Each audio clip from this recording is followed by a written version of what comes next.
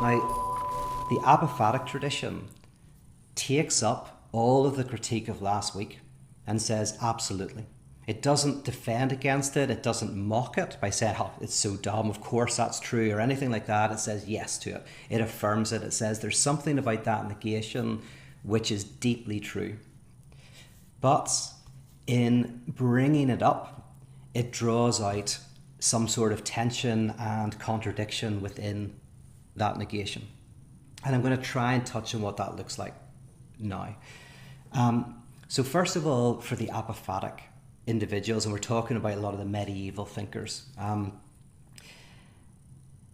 theology has always been about something beyond conception, right? That's what it is. That's what theology is. The theos of theology is God, right?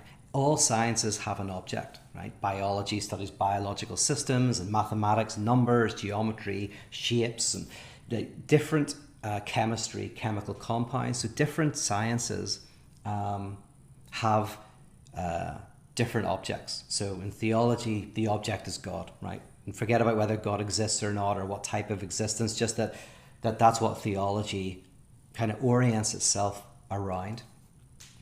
And so for the apophatic thinkers, God is a type of strange object, which is an object that is not objectifiable, an object that is somehow beyond our ability to grasp and to conceive. And so that means that all of the critiques of classical theism are theological, right? They're taken up as a type of purification ritual that prevent us from idolatry, right? Idolatry comes from the word eidos. Ideology comes from the word eidos. Ideology and idolatry have very similar connections. And they both, funny thing is, right, I wasn't going to talk about this, but so ideology at its most sophisticated is anything that covers over the ruptures of life, that tries to give you a reason, it kind of tries to make everything sensible, justifiable, how things are, or how things the way, or how they should be. The systems that are in place are basically the right kind of system. That's the way it should be. And if there are any problems, they're contingent problems that can be gotten rid of if we get rid of certain people, certain ideas. Idolatry is something similar. It covers over all of the contradictions in God, right? It gives you a God that you can grasp, that you can understand, that you can see. So eidos and ideology and idolatry are all connected. So the apophatic tradition are saying that this atheism that you've just done is a purification ritual. It is the flames, the fire that you pass through in order to begin to more properly orient yourself to the theological dimension of reality. Now, I'm going to take two of the thinkers from this week and look at them. They all deserve their own time. I'm going to take two in particular and just kind of use them as an example. The first is Anselm, which you'll be doing on Tuesday, and the second is Vey, who I think might be on Wednesday. I always do Anselm, so if you've done Atheism for Lent before, this next 10 minutes you'll know. Simone Weil, she was in the last Atheism for Lent, but I don't generally talk about her in the course, so that will be maybe more new to you. So Anselm is important because he gets to the very core of this. He very brilliantly in his book Proslogion says that let's just define the word God, right? Let's start by defining what God is. And it's simple as what do we mean when we use that word? Whether you believe in God or not, irrelevant. When we're using that word, can we agree on a definition? And so he comes up with a definition and he says, God is the being that is greater than conception. God is that which is greater than can be conceived. The greatest possible being. Let's put it like that at first. God is the greatest possible being.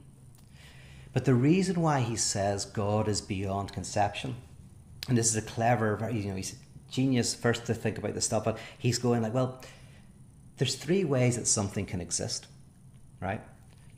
Something can exist in the mind, but not in reality. So I can imagine a painting, right? It exists in the mind, but not in reality.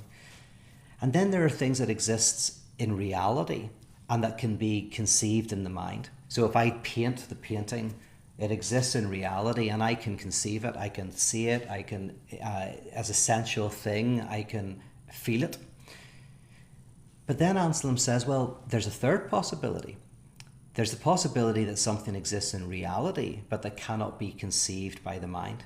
Right? So you've got the three levels. Something exists in the mind and not in reality. Something exists in the mind and in reality. Something that exists in reality but cannot be contained by the mind. Easy enough. Then he says, right, let's all agree that whatever we're taught, whether God exists or not, God would be the third category, right? We're talking about the greatest being, right? That which none greater is possible. Well, then that means it must be a reality that cannot be conceived, right? Because if it wasn't, there'd be something greater than that, right? Which is a reality you cannot conceive, right? So Anselm says, God by definition has to be thought of as a reality beyond conception. Anything less becomes idolatry. Now, this has lots of interesting connotations for what could be called theopoetics, for religion not so much as a way of naming God, but of protecting that naming or being named by the absolute. It's an orientation towards something that cannot be grasped, right? So you've got this very apophatic kind of notion. Now, Anselm does something very clever here, right? Called the ontological argument. And if this is your first time hearing it, it's a bit of a headbender at first. He argues that, okay, we agree. Say you don't believe in God and I do. Right? Well, we can both agree on the definition. Let's both agree that God is that than which none greater can be conceived. And the reason why it's put like that is God is not the greatest conceivable being, right? Because that's the second level of being. God is a being that which none greater can be conceived, because I can conceive of something beyond conception, right? So I can conceive that something exists beyond my conception. I can't conceive it, but I can conceive of that concept because I've literally just said it to you, right? The possibility of something beyond conception. So right, go like, okay. So God, as the greatest being, is that than which none greater can be conceived. Okay, let's all agree to that. And then Anselm says, okay, well, here's the thing. If God didn't exist, right? So God is that than which none greater can be conceived. If God doesn't exist, or if you think of two types of God, right? God who doesn't exist and God who does, right? So you've got God that than which none greater can be conceived, doesn't exist. God that which none greater can be conceived, who does exist. Which is greater, right? Which is greater of the two? They have exactly the same properties, except one exists and one doesn't. And Anselm says, well, of course, the one that does exist is greater than the one that doesn't. And then he says, it's a very funny argument. Then he says, well, then, if you agree that God is the being than which none greater can be conceived, then God has to exist. Because if God doesn't exist, you can conceive of something better. And that would be God. So it's almost like saying, as soon as I say triangle, I mean a three-sided shape. If I say I have a triangle with four sides, you know by definition it's wrong, because triangles all have three sides. He says, if you say that God is that than which none greater can be conceived, then the definition is something that exists. By definition, it has to exist in your mind, because if it doesn't exist, you can conceive of something better, which is the same object that exists. The first time you hear this, it's very hard to work out, because it's very weird. He's basically saying that the definition of God proves that God exists. And everybody who hears that is like, there's something wrong there, right? There's been a lot of thought and philosophers talking about this. Immanuel Kant came along and he said, existence is not a property. It's not that I say, oh, this person is 5'7", they're Irish, they speak English, and they exist. right? Existence is not a predicate. So there's a little problem there. And then Hegel says that God must exist as an idea, but not as a reality necessarily. That this idea of God has to exist in our minds. It's impossible not to believe in God logically. Doesn't mean that God exists in this way, but it's impossible for us not to believe, right? That's not the most important bit of what Anselm is saying. The most important bit for us is that Anselm gave this definition of God, which does seem to be a step up from the classical notions, which is God, by definition, must be in some way beyond conception, beyond our ability to conceive. And because of that, our language must be wounded, it must be fractured, it must fall short.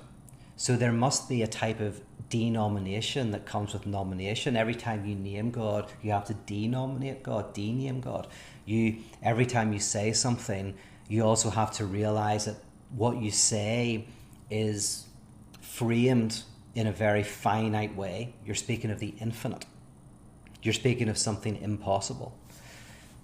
So that's what the kind of lies at the heart of the apophatic tradition, is that very notion of God, which means that all atheisms of the type that you've already looked at are already taken up within it, right?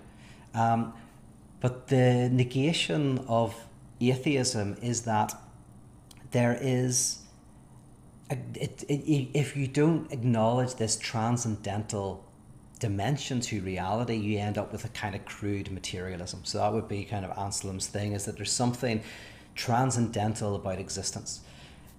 And that notion is going to continue on from here right through to the end of the journey. This notion of a transcendental, of something that is within the world but is not reducible to it. And you get this in the sciences. It's not just a religious notion or some sort of mystical notion. This is something that really, since the apophatics, there's always been this notion of how do we speak of that which we cannot grasp. So in mathematics, for example, you have zero. Zero is a nothing that you draw a circle around and it becomes a one. So something that is nothing, you're able to speak of, right? And there's imaginary numbers, and so actually there's a lot of things, like the unconscious is something that is not anything but has power and force. So the apophatic tradition is very central in this